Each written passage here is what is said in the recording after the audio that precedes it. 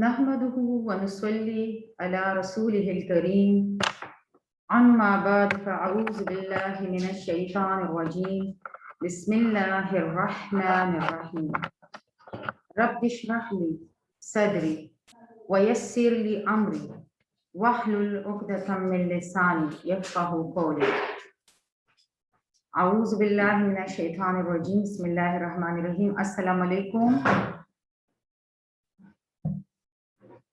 اسلامیات کی کلاس میں سب کو خوش آمدید کہتی ہوں.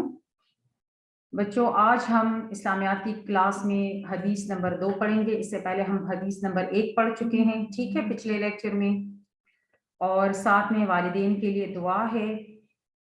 پھر ہم جائیں گے سبق کی طرف. ہمارا پہلا سبق ہے عیدین اور اسلامی تہوار.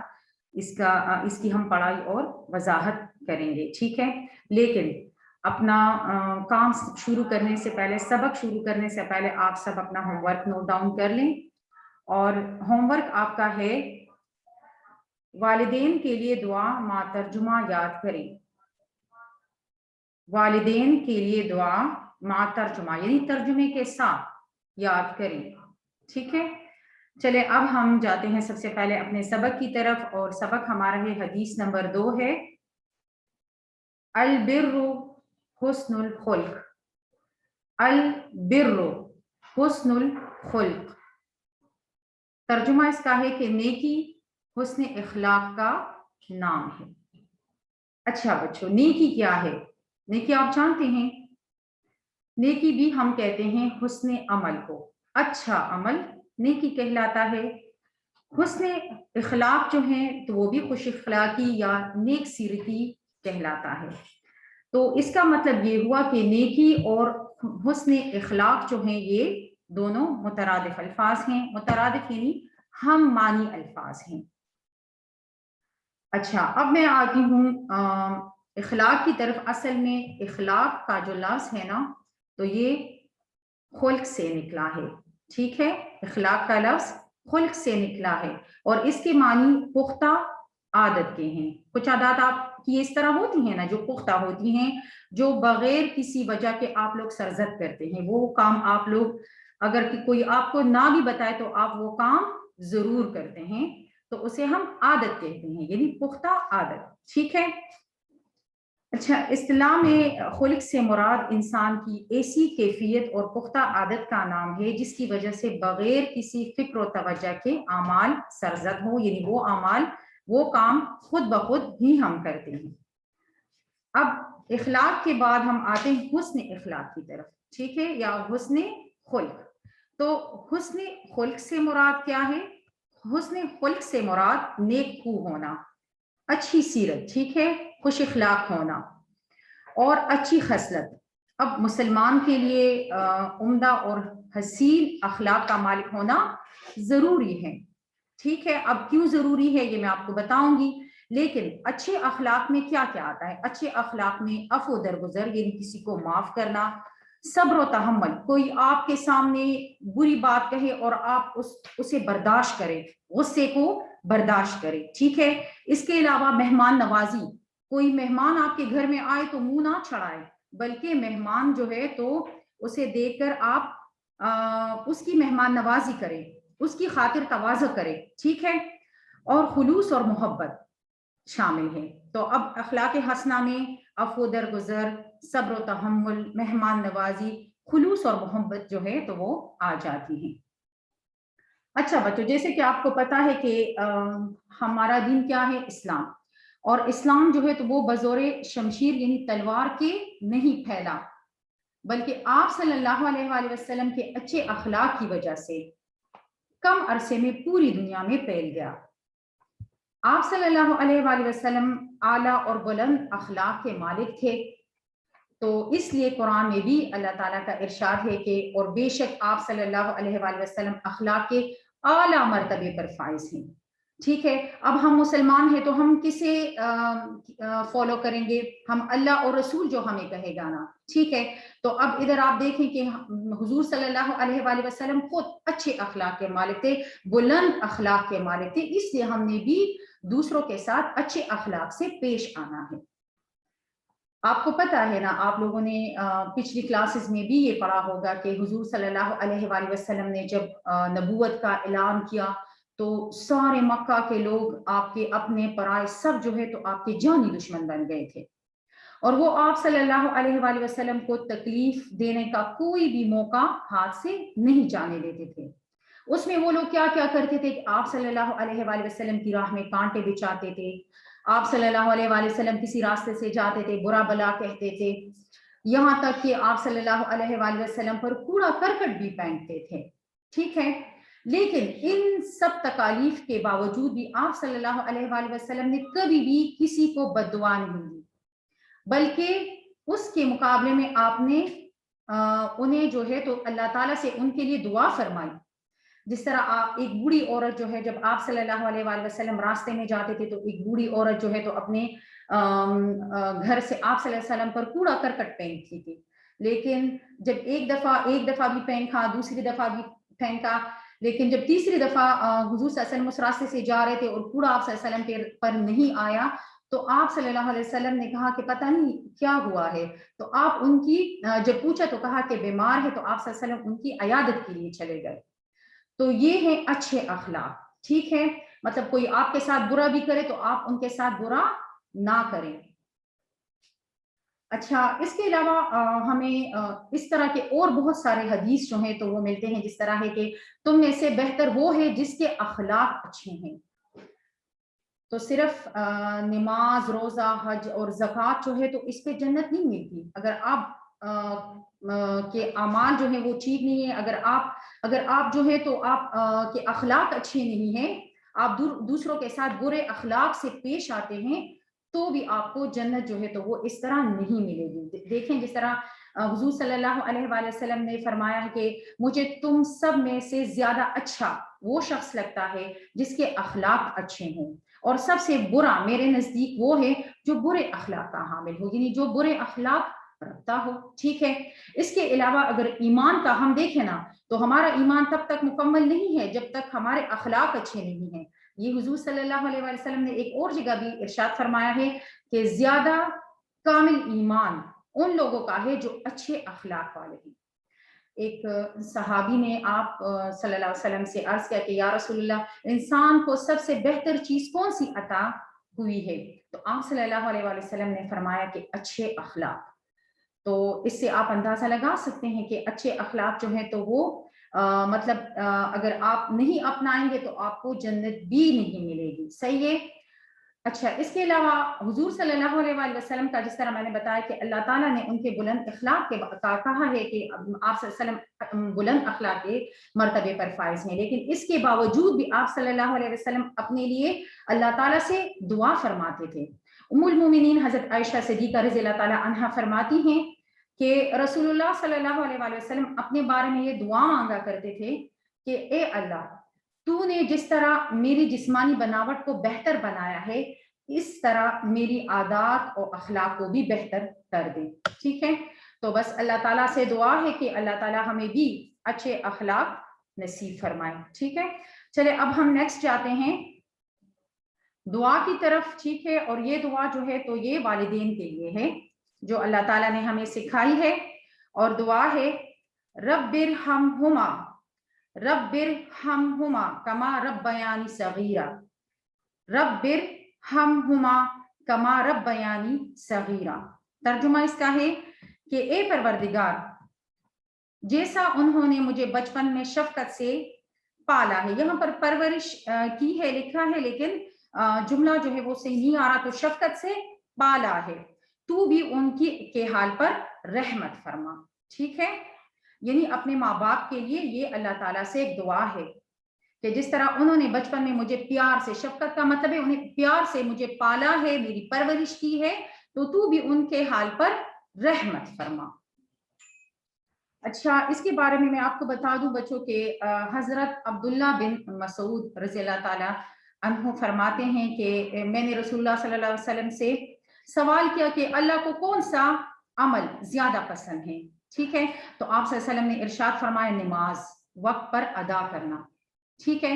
پہلی بات کیا کی کہ نماز وقت پر ادا کرنا، پھر میں نے عرض کیا کہ پھر کون سا؟ تو فرمایا ماں باپ کے ساتھ بھلائی کرنا.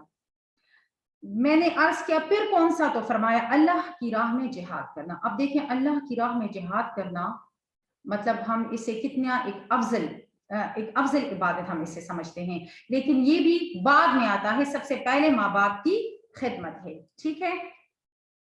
حضور صلی اللہ علیہ وسلم نے والدین کی خدمت کرنے کو جہاد سے افضل قرار دیا ہے. تو ایک شخص حضور صلی اللہ علیہ وسلم کی خدمت میں حاضر ہوا اور جہاد میں شریک ہونے کی اجازت مانگی. ٹھیک ہے. تو آپ صلی اللہ علیہ وسلم نے دریافت کیا کہ تمہارے والدین زندہ ہیں؟ تو اس نے عرض کیا کہ ہاں زندہ ہے. تو پھر آپ صلی اللہ علیہ وسلم نے فرمایا بس اب تم ماں باپ کی خدمت میں رہ کر جہاد کرو، یعنی ان کی خدمت میں ہی جہاد کا ثواب تمہیں مل جائے گا. اسی طرح دیکھیں تو والدین کے حقوق کی ادائیگی جو نہیں کرتا تو اسے اللہ تعالیٰ نے بڑا گناہ قرار دیا ہے، جسے ہم گناہ کبیرہ کہتے ہیں. اسی طرح آپ صلی اللہ علیہ وسلم نے والدین کے انتقال کے بعد نیک اعمال کا ایصال ثواب اور ان کے دوستوں سے حسن سلوک جاری رکھنے کی تعلیم بھی دی ہے. یعنی اگر آپ کے والدین نہیں ہیں تو آپ ان کے دوستوں کے ساتھ اچھے سلوک سے پیش آئیں. مطلب یہاں تک آپ صلی اللہ علیہ وآلہ وسلم نے والدین کے بارے میں فرمایا ہے. تو بچوں یہ والی چیز جو ہے نا تو یہ آپ کا ہوم ورک بھی ہے. رب ارحمہما کما ربیانی صغیرہ، اے پروردگار جیسے انہوں نے مجھے بچپن میں شفقت سے پالا ہے تو بھی ان کے حال پر رحمت فرما. ٹھیک ہے. چلے اب ہم جاتے ہیں اپنے سبق کی طرف، اور ہمارا جو آج کا سبق ہے وہ ہے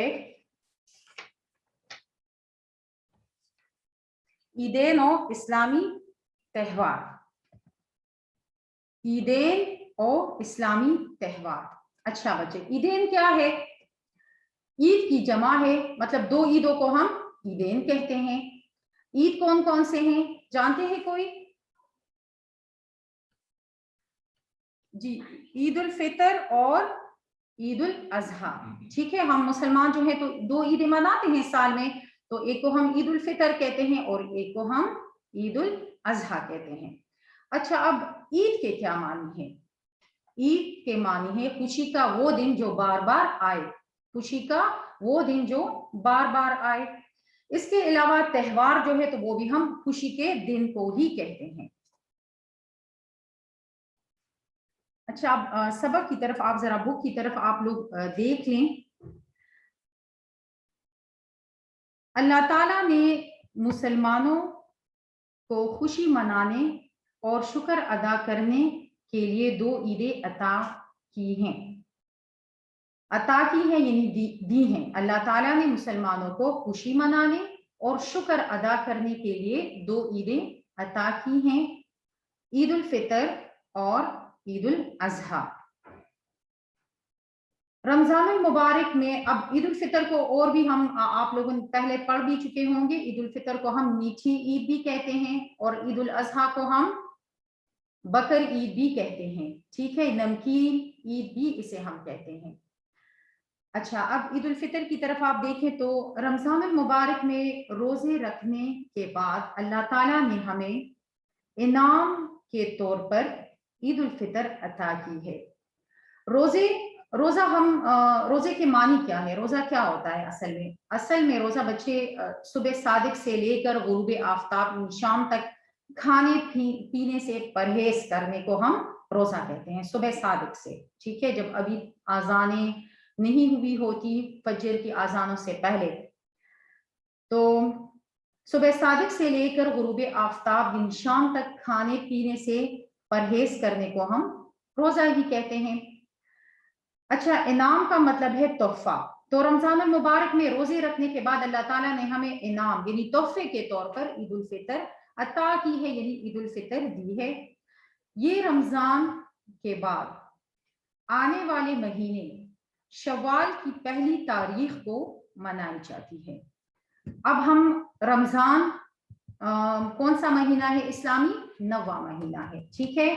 تو یہ رمضان کے بعد آنے والے مہینے شوال کی پہلی تاریخ کو منائی جاتی ہے. یعنی رمضان میں ہم پورے 30 یا 29 دن جب ہم روزے رکھ لیتے ہیں، پورا مہینہ ہم روزے رکھتے ہیں، تو جب شوال کی پہلی تاریخ ہوتی ہے تو وہ ہمارے لیے عید الفطر کا دن ہوتا ہے۔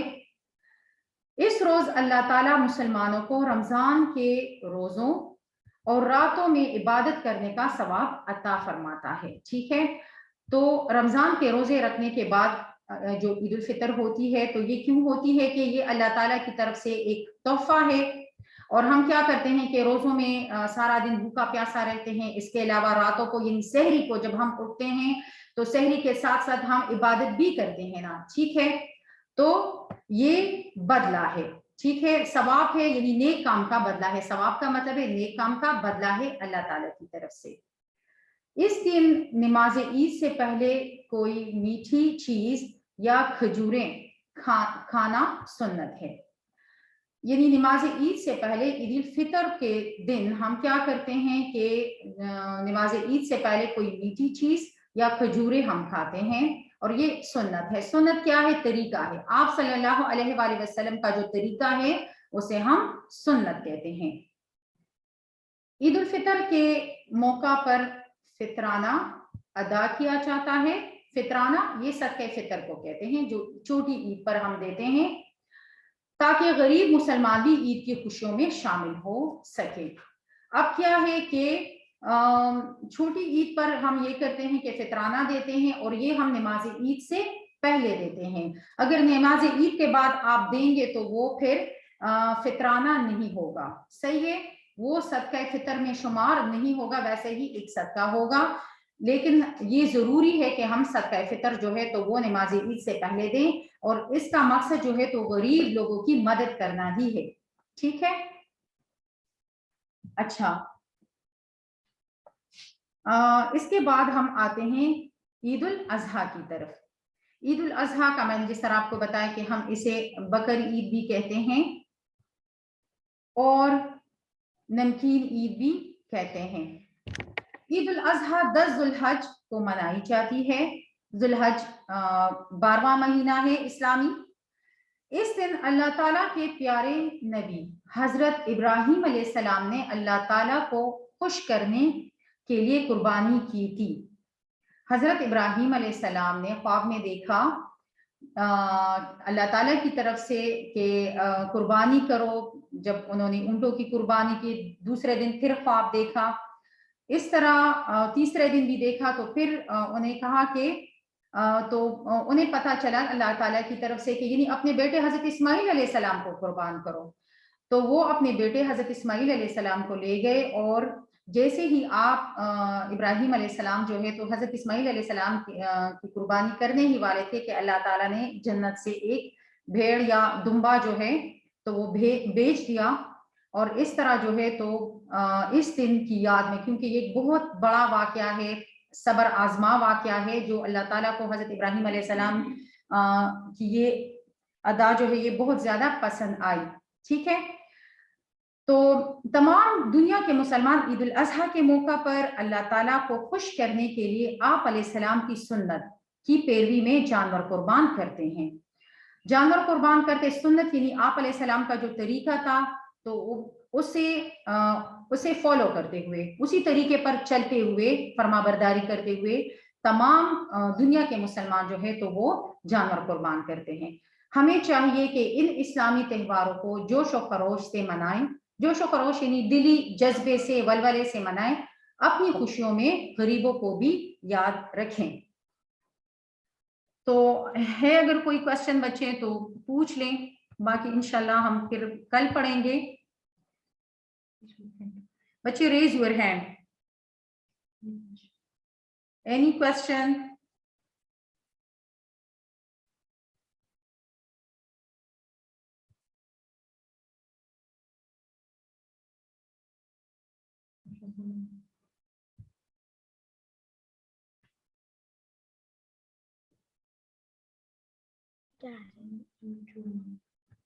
نتاشا جی، نتاشا زمان، بچے شاباش، بچے کوشچن جی میڈم عید کب ہوتی ہے؟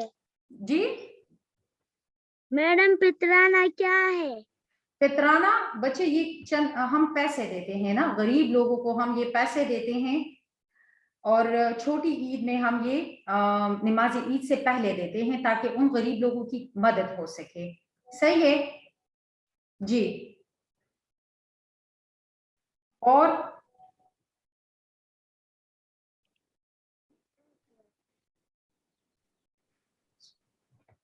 چلے ٹھیک ہے. اچھا اوکے. السلام علیکم.